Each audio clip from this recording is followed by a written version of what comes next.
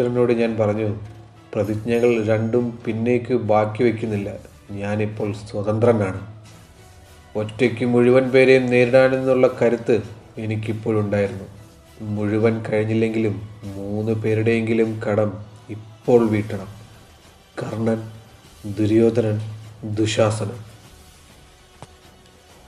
യുധിഷ്ഠിരൻ മുന്നിൽ നിന്ന് ഒരു അർത്ഥവന്ദനം പോലെ കെഞ്ചുന്ന സ്വരത്തിൽ പറഞ്ഞു, അരുത്, ചെയ്യരുത്.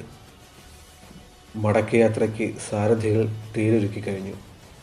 ഞാൻ ചെന്നപ്പോൾ എല്ലാവരും കയറി കഴിഞ്ഞിരുന്നു. അമ്മയുടെ സമീപം തല താഴ്ത്തിയിരിക്കുന്നു ദ്രൗപദി. അമ്മയ്ക്ക് പെട്ടെന്ന് വളരെയേറെ വാർദ്ധക്യം ബാധിച്ചു എന്ന് തോന്നി ക്ഷീണിതമായ മുഖം കണ്ടപ്പോൾ. അപ്പോൾ സാരഥികളിൽ ഒരാൾ പറഞ്ഞു, ഒരു ദൂതൻ വരുന്നുണ്ട്. കൊട്ടാരത്തിൽ നിന്ന് ഓടിയെടുക്കുന്നത് പ്രാതിഗാമിയാണെന്ന് കണ്ടു. അടുത്തെത്തിയ പ്രാതിഗാമി യുധിഷ്ഠിരനെ വന്ദിച്ചു പറഞ്ഞു,